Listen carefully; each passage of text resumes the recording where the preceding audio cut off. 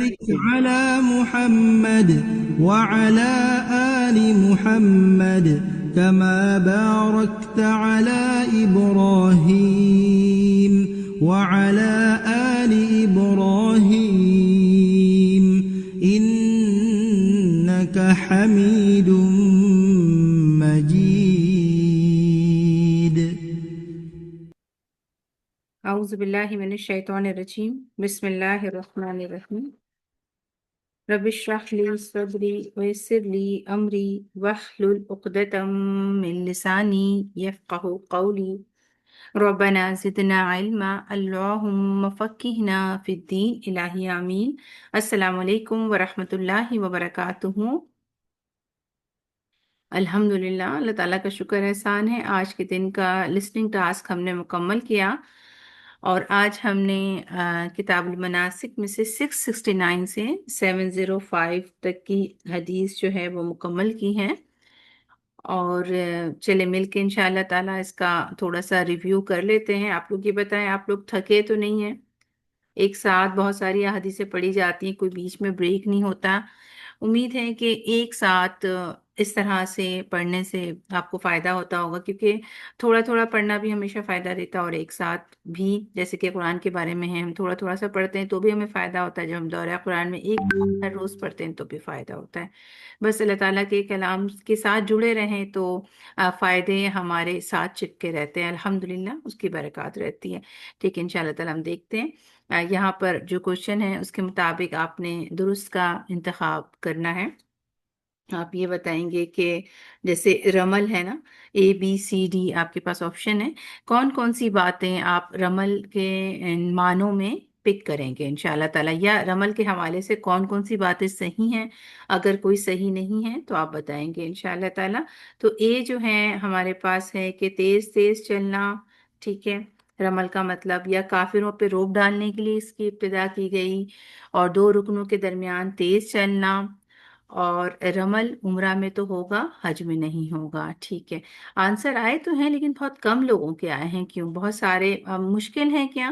آپ لوگ ہمیشہ لکھتے ہیں نا، جو آپشن صحیح ہے اس کو لکھ دیں، تو جو نہیں ہوگا وہ خود ہی ایکسکلوڈ ہو جائے گا۔ بالکل ABC انشاءاللہ تعالیٰ دیکھتے ہیں، کیونکہ رمل جو ہے وہ حج اور عمرہ دونوں میں ہی کیا جائے گا۔ ٹھیک ہے، چلیں الحمدللہ دیے گئے جملوں کو اس کے درست جواب سے جو ہے ملانا ہے، یعنی جس سے جو بات آپ کے ذہن میں آ رہی ہے۔ فار ایگزامپل یوم الترویہ، اب یہ والے باکس میں سے آپ نے دیکھنا ہے کہ اس میں سے کون سا باکس آپ پک کریں گے، چھوٹا ہے، ہم نے سوچا آپ نام ہی لکھیں، تو اب آپ کو یوم الترویہ کے لحاظ سے آپ کو کیا بات، کون سا صحیح لگ رہا ہے، کیا لیں گے آپ؟ ٹھیک ہے، یوم الترویہ کے لیے آپ نے 8 ذی الحج لکھا ہے، انشاءاللہ تعالیٰ ہم اس کو آنسر کو دیکھیں گے۔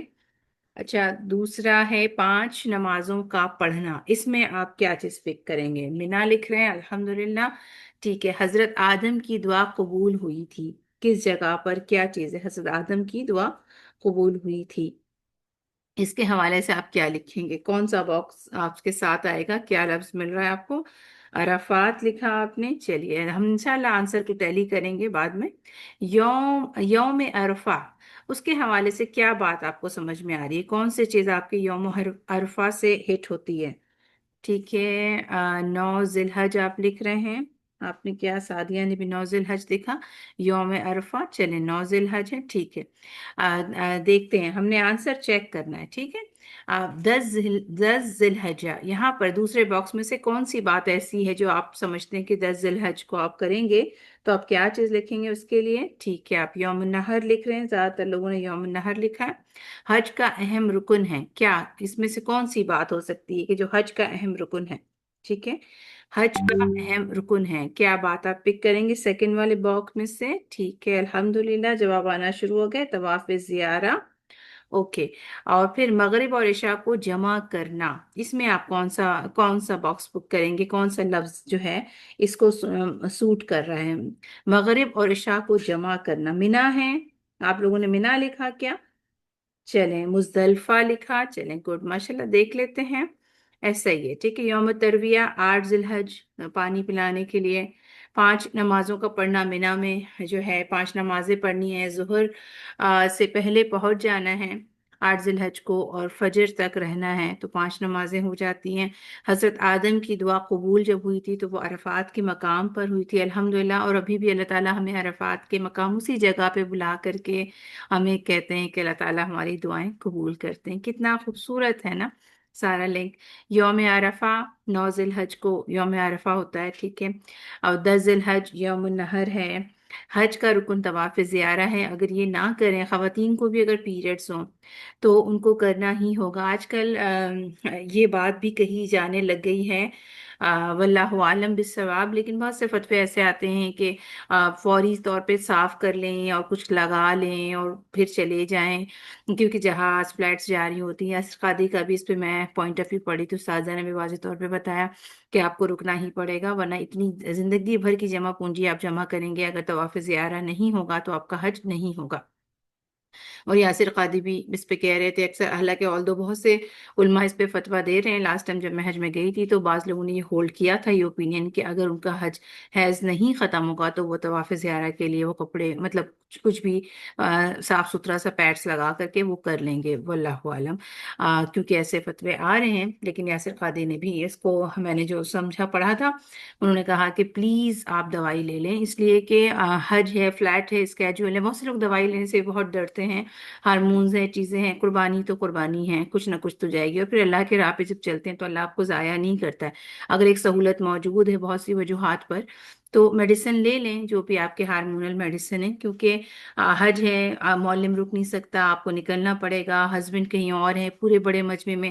جیسے ایک خاتون نے بہت لاسٹ میں میڈیسن لی، وہ نہیں چاہ رہی تھیں کہ وہ ہارمونل میڈیسن لیں گی، لیکن ان کا شاید ریزن یہ بنا، جب انہوں نے مجھ سے پوچھا، میں نے کہا کہ آپ مسجد کے اندر نہیں جائیں گی تو آپ میک ڈونلڈ وغیرہ میں بیٹھے رہیں، تو پھر خیال ہوا کہ 8 دن کا یہ سلسلہ کون جھیلے گا کہ خواتین کو اپنے ہوٹل میں چھوڑ کر کے جائیں، تو فائنلی انہوں نے میڈیسن لی۔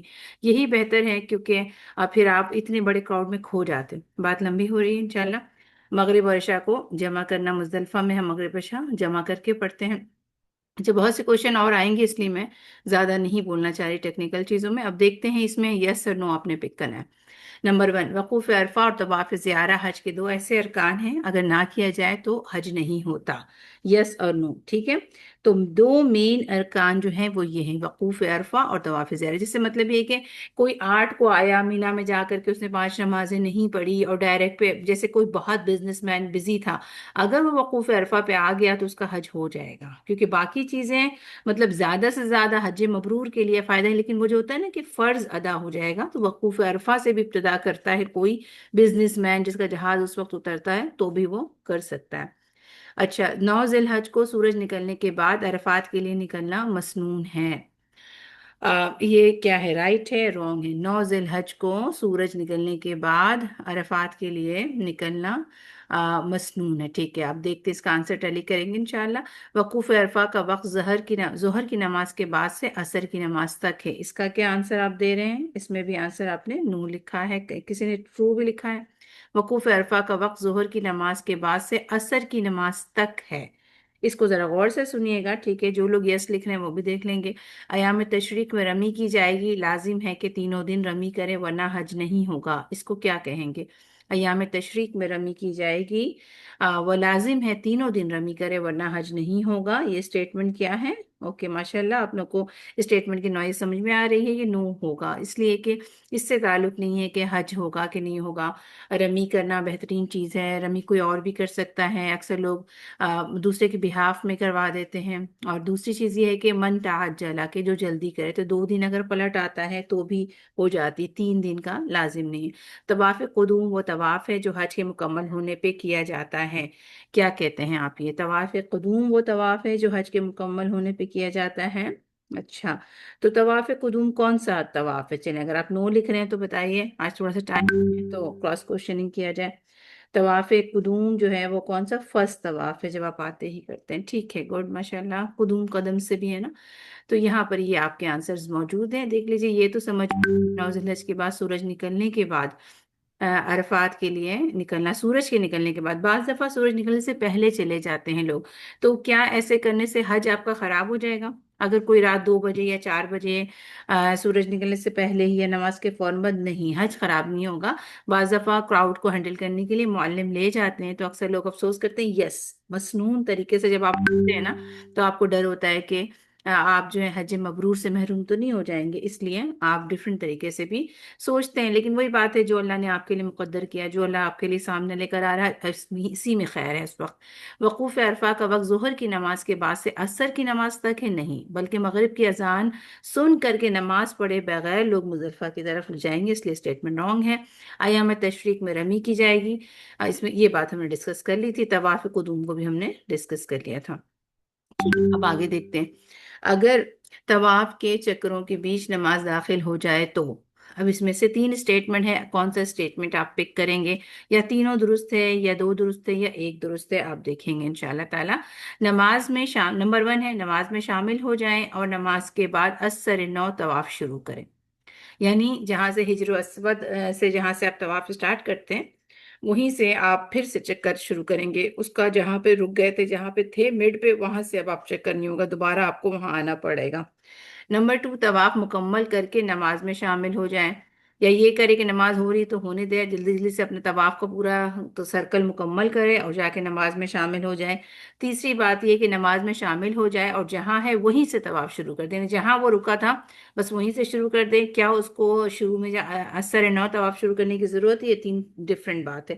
آپ لوگ 3 لکھ لیں نا، اس میں سے پک کریں 1 2 3 میں سے کون سا صحیح ہے وہ پک کر لیں۔ چلیں جلدی سے مجھے بتائیں، 1 2 3 میں سے کون سا صحیح ہے وہ پک کر دیں۔ سبحان اللہ۔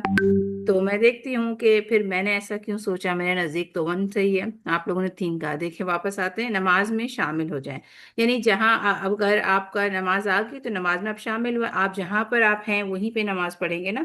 لیکن اب یہ جو راؤنڈ تھا وہ شمار نہیں ہوگا، آپ کو دوبارہ سے حجر اسود کی طرف جانا پڑے گا اور اثر نو طواف شروع کرنا پڑے گا۔ تو 1 ٹھیک تھا، ٹھیک ہے نا، سب اس بات کو سمجھ گئے، متفق ہیں؟ اس لیے کہ بہت سے لوگوں نے لکھا تھا کہ آپ جہاں سے اٹھیں وہیں سے شروع کر دیں، نہیں مجھے تو کتاب سے بھی نہیں پڑھا، مجھے خود پریکٹس بھی ایسی یاد نہیں ہے، دوبارہ اپنے ہجر اسود کے سے ہی شروع کرنا ہے، میری پریکٹس تو یہی تھی، ٹھیک ہے نا۔ تو متفق ہیں اس چیز کے اوپر آپ سب لوگ؟ یس اور نو میں جلدی سے جواب دیں، ٹھیک ہے۔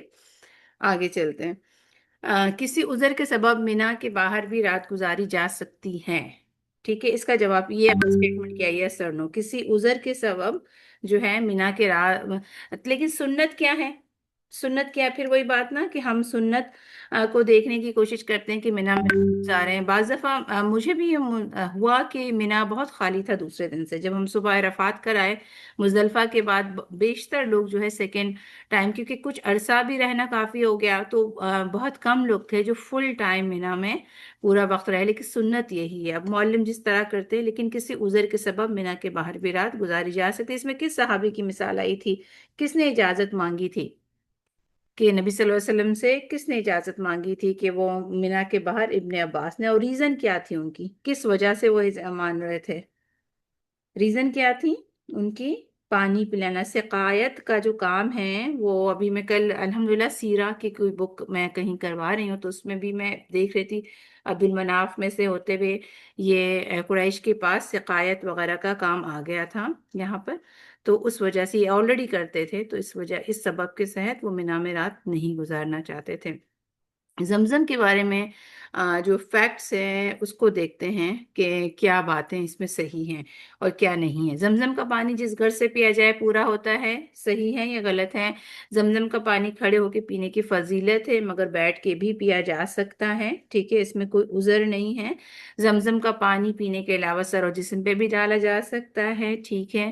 زمزم پینے کے بعد دعا کا اہتمام کرنا چاہیے، اور بہتر کے دین اور دنیا کو علم نافع کا دعا کے بارے میں زیادہ ہمیں مسنون طریقے سے ملتا ہے، لیکن کوئی بھی دعا، آپ کو کوئی حاجت گھر میں بھی زمزم پڑی ہو اور آپ کسی اس میں ہو تو فوراً سے زمزم پی کر کے دعا مانگیں تو انشاءاللہ دعا قبول ہوگی۔ ہجر اسود کو لب رکھ کے چومنا چاہیے، اگر ممکن نہ ہو تو ہاتھ سے چومیں، اگر یہ ممکن نہ ہو تو لکڑی کے ذریعے، اگر یہ بھی ممکن نہ ہو تو اشارہ کرے۔ اس اسٹیٹمنٹ کو آپ کیا کہیں گے؟ ایسے ہی ہے، ٹھیک ہے نا؟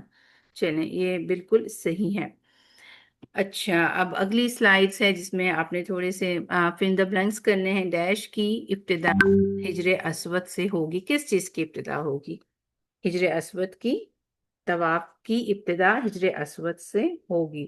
اگر ہجر اسود کو چوم نہ سکیں تو ڈیش ہاتھ سے اشارہ کیا جائے گا. کیا کہا تھا استاذہ نے؟ اس میں پھر کون سا ہاتھ آپ پک کریں گے؟ دائیں ہاتھ سے اشارہ کیا جائے گا.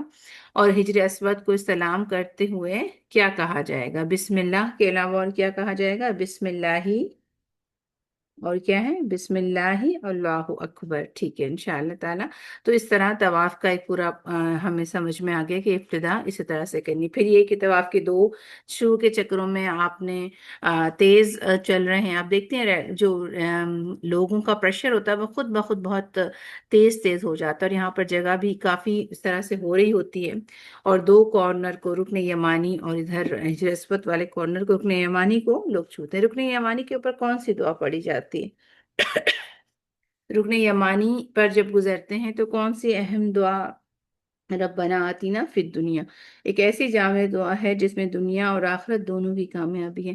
اور جب بھی ربنا آتینا فی الدنیا مانگا کرے نا، تو میری تعلیم قرآن کی ٹیچر نے کہا تھا کہ جب ہم دنیا بھی مانگتے ہیں نا تو بیسیکلی اس کی تفسیر میں جا کے یہ آتا ہے کہ نیکیوں کی توفیق، یعنی ایسے عمل کی توفیق ملتے رہے جس سے اللہ راضی رہے نا.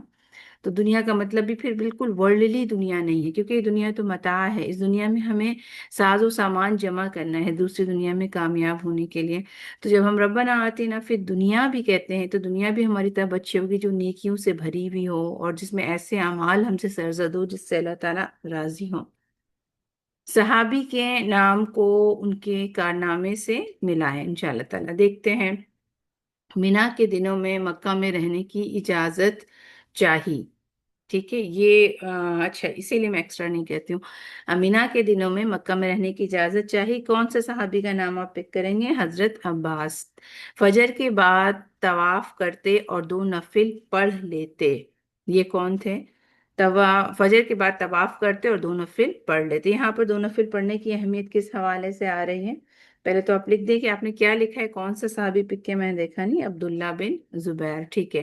اور اس کی اہمیت کیوں؟ ایک تو یہ کہ طواف کے دو نفل کی اہمیت ہے. دوسری بات یہ ہے کہ طواف کے بعد جو دو نفل اگر فجر کے بعد پڑھیں تو فجر سے لے کر کے سورج نکلنے اور عصر کے بعد جو غروب آفتاب تک ہے اس وقت نماز نہیں پڑھی جاتی ہیں.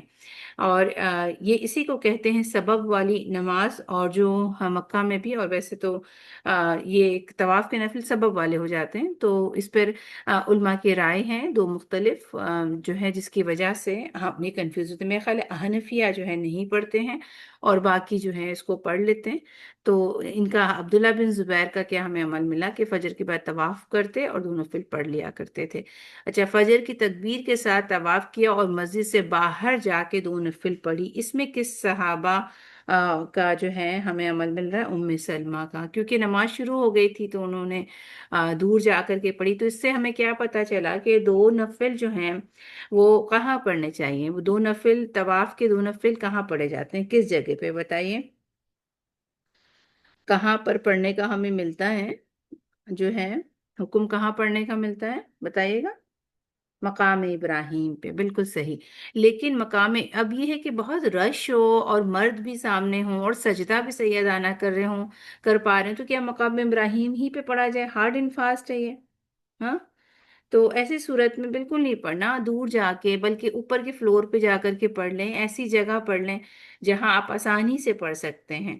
تو یہاں پر اس کا ذکر ہے. ایک تو طواف کے دو نفل کا، دوسری بات یہ ہے کہ وہ مقام ابراہیم پہ پڑھے جائیں گے، لیکن اگر وہاں جگہ نہیں ہے تو کہیں پہ بھی جا کر پڑھ سکتے ہیں. اچھا، اور مردوں کے ساتھ طواف کیا، یہ اس میں کس کا ذکر ہمیں مل رہا ہے؟ مردوں کے ساتھ طواف کیا، ازواج مطہرات کے حوالے سے ہمیں بات پتہ چلی تھی.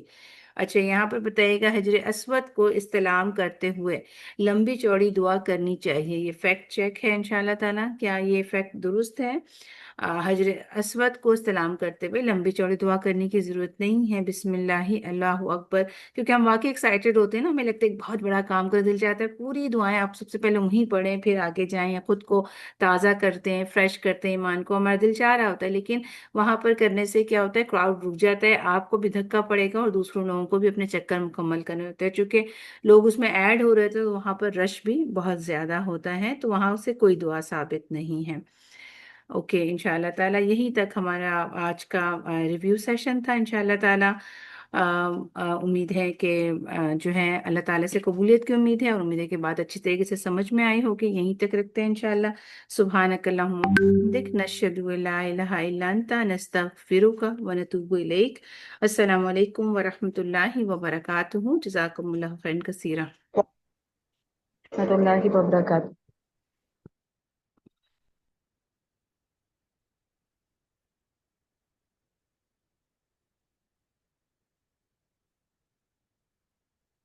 اللهم صل على محمد وعلى آل محمد كما صليت على إبراهيم وعلى آل إبراهيم إنك حميد مجيد.